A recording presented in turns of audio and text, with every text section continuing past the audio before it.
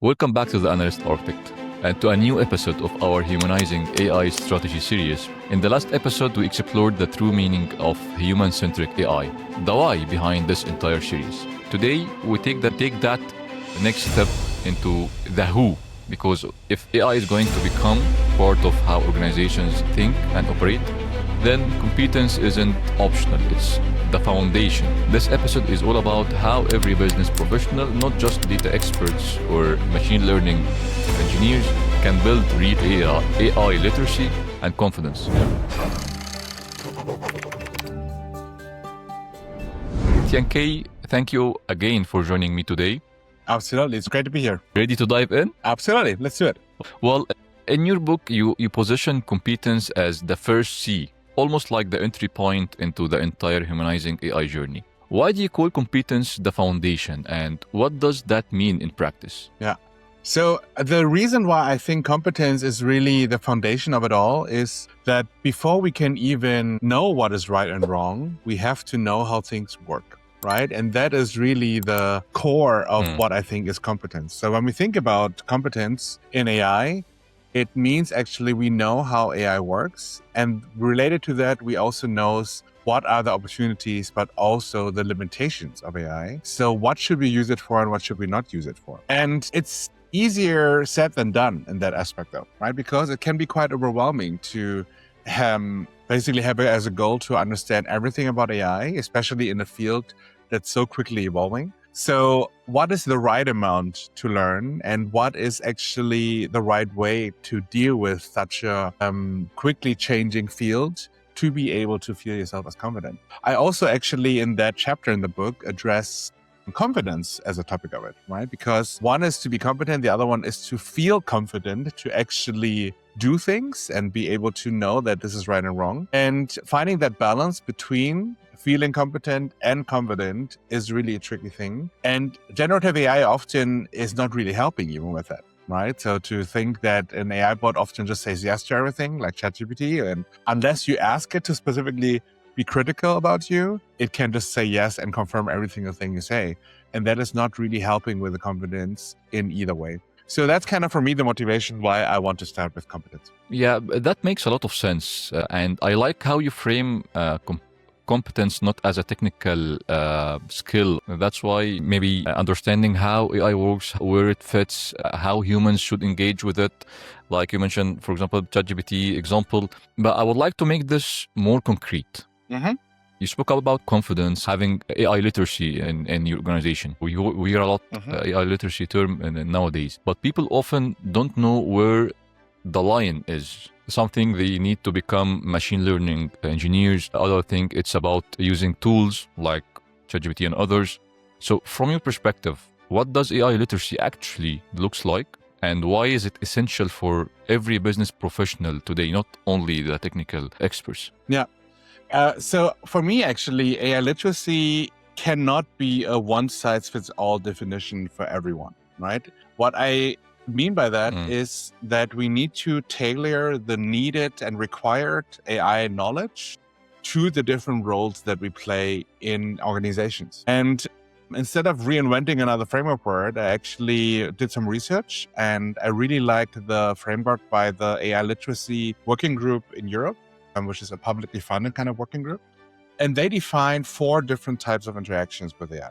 So they differentiate between engaging with AI, creating with AI, managing AI, and designing AI, right? And in that particular instance, every one of us has particular tasks that we want to do with AI that fall into one of those 4 buckets. And these are the parts then that we need to learn more about. Because, for example, right, when you said the technical geek stuff, right, designing AI can be a very technical topic. Right? You are a machine learning engineer and you need to design the model behind it and you created what it should do and train with the specific data. But if you are one that is just engaging with AI, right, you have to be much better of a prompter, for example, or you are much better at giving feedback about certain AI models that you're using with. And that is a really big difference on what that means to be good at something in those aspects. And if we think about it, right, we can also break it down then into different typical roles, having one or more of these different angles to it. So for example, a marketing team lead would actually much more related to be engaging with AI, Whereas, let's say, a customer service agent is much more related to create with AI because they need to create documentation and summaries of things. As a compliance officer might be actually more tailored towards managing AI because they actually need to put guardrails in. They need to make sure not everything gets to the wrong hands. And as I mentioned before, like a technical person could be like a designing AI person, like an AI engineer or a machine learning engineer. And leadership often has horizontal across all of these aspects, something to do with it too, but they make more the strategic choices about them instead of the operational choices. But what I mean by that then is that if we think about AI literacy, we define for our own roles ourselves what it means. And we need to just be really clear on how we build our knowledge and our skill set in these elements more consciously and not just following the next news, but actually have a plan of how we actually want to be. Absolutely. And I really appreciate this distinction, Tiankai. And if we can summarize that, it's not about coding at all. It's not about having technical experience. It's about understanding what do you need from AI, what are your capabilities, what are the limitations, what are the risks behind whatever from the 4 domains or the 4 criteria that you mentioned, and the opportunities behind having this. Enough to make an informed decision and ask the right questions. Absolutely. Do you think that is a right summary? Yeah, that's absolutely the right summary. I would maybe just only add on top that just theoretical knowledge is not enough nowadays, right? I actually read this great quote that said, just reading about water doesn't teach you how to swim, right? And this is how a little bit how it feels, that if you can read as many books as you want, but you have to actually interact with AI practice to turn that theory into practice. Otherwise, you're still not actually skilled, right? You're just a theoretical person that knows about how it's in theory supposed to work. So that is, I think, another very important step, that literacy means not only theoretically knowing what you're doing, but practically also having had the experience. By now, I think we have defined somehow what is literacy means, or AI literacy. Yeah. Let's talk about action, maybe, or the practice, like you mentioned. A lot of professionals want to learn, but don't know where to start. They feel overwhelmed, especially nowadays. Every week, there is a lot of insights and a lot of new tools out there, especially with how quickly everything is evolving. So I would like to provide some practical steps, simple approach that any business professional can understand to start building their AI competence. Right. I think that is a really good question. And because, again, also different people, especially business professionals, right now already have different levels of knowledge about AI, right? But everyone knows that you have to continue learning about it. Otherwise, you might be left behind. So the question is how to find the right thing actually to learn as professionals to do it. And I think the key is to see the opportunities where AI can positively impact your day-to-day, right? And that requires a little bit of creativity. And what I think about that is that everyone who's not now have a certain day-to-day, you could now think about what the typical tasks are that you do often and repetitively, right? Is it maybe more about aligning meetings with people? Is it maybe more about writing documents and reports? Is it maybe more about having regular exchanges on certain topics and basically giving like a feedback on something? All of those things can be mapped on a topic of how much effort that takes time-wise versus how much brain you have to actually put into it sometimes as well, right? Like how much is it actually you have to critically think, or it just becomes machine alike. And those that are very repetitive and mechanical already, right, and cost you a lot of time are great candidates to think about what AI can do about it, right? And this is a great starting point to get actually competent in AI, right? So now, what are the options actually do with AI? You kind of look into it, you kind of do some research, and you find out that through a certain way of AI-based automation and enablement, you can actually save a lot of time, or you can automate completely a certain thing that you couldn't do before. I think, and those are the best things because you're driven by the hope that you will do something that is benefiting you instead of not actually knowing what you're learning, is it going to be useful or not, right? So by having a clear goal in mind that you're going to use that in reality to actually uplift something, the motivation to learn is so much higher.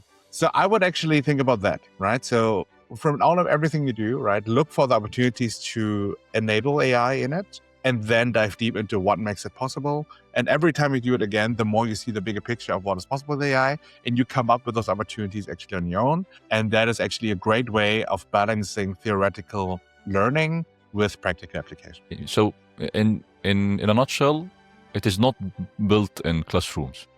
You have to be curious. You have to experiment Exactly. things, and make sure that you are heading to a specific objective or a specific goal, not exploring everything around that you will get overwhelmed through constant habits or constant small steps. I would call it. Absolutely. Yeah. And of course, individuals can go so far on their own if they would like. But let's tackle another point. In many organizations, the mindset around AI is driven by leadership, whether it's a positive perception or negative one. So let's talk about the leader's role in that particular AI literacy program, if we can say that. What role do you think leaders play in creating a learning ecosystem for AI, and how can they create an environment where people safe to learn, experiment, and ask questions without being afraid of whatever the consequences is? Yeah. That's a very good question. I think with leaders, right, it's usually in their best interest for their team members to actually be curious and to be able to grow in what they do, right? Because ideally, they can turn that creativity and the ideas that the team members have into practical outcomes of innovation, right? That's kind of the idea behind it. But as with any innovation, you need to create the right environment for it. Because first and foremost, the people need to have the mental space to learn about things and to be able to hear about new topics, right? That means, for example, not only that they're expected to read books on the weekend, but they actually get time dedicated to go to conferences, to actually read things, to basically attend webinars, and all these kind of things, and consciously not feeling like they feel guilty of not having done anything of a business process, but that they actually are allowed and encouraged to do that, right? That's basically just from a time investment point of view important.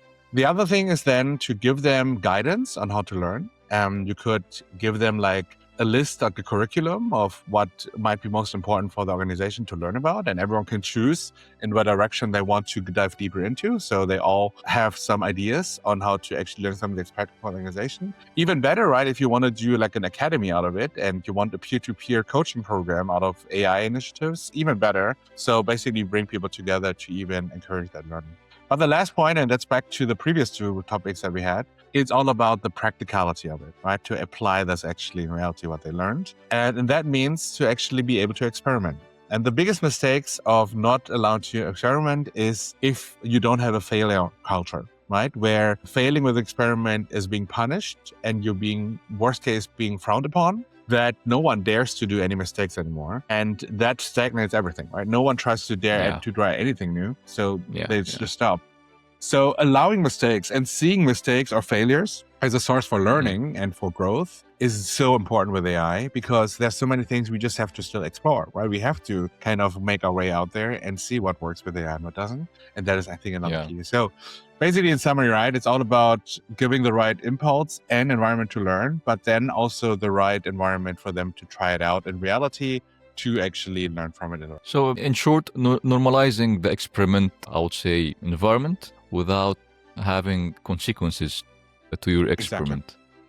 Exactly. That I like this perception, and I think when every employee and every business professional become more confident of using the tool for the sake of the business, I believe, and correct me if I'm wrong, that the result will be very different than whatever we have right now. Absolutely. Yeah. Well, let's close this episode with something I think organizations struggle with the most, at least from my perception, which is how to develop this mindset behind having the AI literacy. Yes, you discuss some steps, you discuss some items that leaders can do, but I see it because sending people to training is so easy.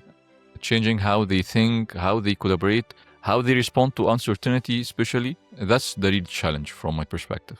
So how can organizations build the right mindset around AI, not just the technical skills, especially for business professionals who are fearing of the change, who are using AI yes, they are using some tools, but not for the best sake of the organization benefit? No, it's a great question. I think it does feel like that most people kind of know how to get started already, right? And there's so many ways to just start learning about it, but it's missing the urgency of it all sometimes, right? And that might be rooted in not liking change anyway, right? So I've been doing this for 30 years, so I don't want to change. It's all fine. I don't need AI in my life. Yeah. Or it's about avoiding it, right? Basically, like you're afraid of all of the things that might go wrong and you're a little afraid of getting started with it. But the urgency is actually a very simple one because AI is definitely here to stay, right? We can think about the bubble or not and everything, but even if the bubble bursts, there's still going to be AI in the world. We just will use it in a certain extent. So I don't think we can afford actually to not evolve anymore as professionals, right? We have to actually get used to it. Otherwise, we're making ourselves basically replaceable or redundant, right? And that is the biggest motivation we should all have, that we need to right now get into it, because otherwise we're obsolete in the future. So using that as an urgency, we can frame it either as a kind of negative scenario, right? Don't lose your job, so you should do this. Or we frame it in a positive light and say, look, I hope that we can still work together in the future, and I hope that you can use your expertise for even more in the future. It would be so great if we can all together upskill ourselves and continue to learn in that area because it's so exciting. So we can take it as positive or negative motivations or not. I think giving people the urgency will make them creative and will make them motivated to learn more. And that is, I think, the ultimate mindset change. That's so important point, Tiankai, because it ties everything together. We have seen a lot of layoffs in the previous period because of that point. Other organizations or leaders, I'm not sure what are the reasons behind that, but everyone usually have their own reasons behind AI, because they would like the teams don't use or utilize AI, or they are behind. Right. So I think it is the mindset, whether it doesn't evolve or does not change, or the mindset is changing. I think there is a gap between what are the leaders thinking and what are the business professionals are trying to tackle this point. Do you agree with that? Yes, absolutely. Very well said. So from your perspective, this mindset evolving, how we can bridge this gap between leadership and the real boots on the ground, if we can say that? Yeah, I mean, you're right, because there is a gap, right? Because I think it arrived more in middle management and higher management first, and now people on the ground are all kind of getting more impacted by it as well.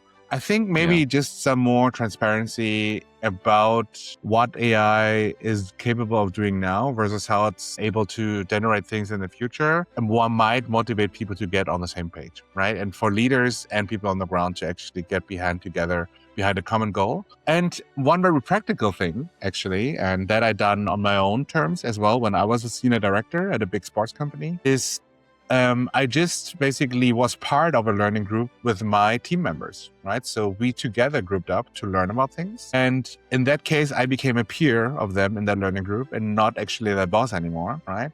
But we together were all in the same situation of learning together. And that actually removes the hierarchical part of it and makes learning so much better together anyway. And it actually humanizes people, right? Of everyone, no matter what hierarchy, what seniority they have, everyone wants to learn. So bringing those people together in that way could be a really nice practical way of bridging it. That's awesome. And thank you for this practical advice. I really love it. I really love that. Removing all the hierarchical positions, it helps a lot, to be honest. And that brings us to the end of this episode. If you'd like to have final thoughts before closing the session. No, I hope that this episode gave those that basically attended the session some motivation to not be intimidated by AI literacy, but actually that it can be very practical and very powerful if you try to make an effort in a more intentional way. And I hope that all of us become AI experts just from a different angle, right? And that would, I think, generally make AI not only more safe, but also more valuable in the future. Absolutely. And by that, we close our session today. We explored why competency is the foundation of a humanized AI strategy, what AI literacy means, how professionals can build it through different angles, and how leaders can turn learning into a culture habit instead of having classroom sessions and trainings. In the next episode, we are shifting into something more imaginative, if I can say that, how humans and AI co-create together.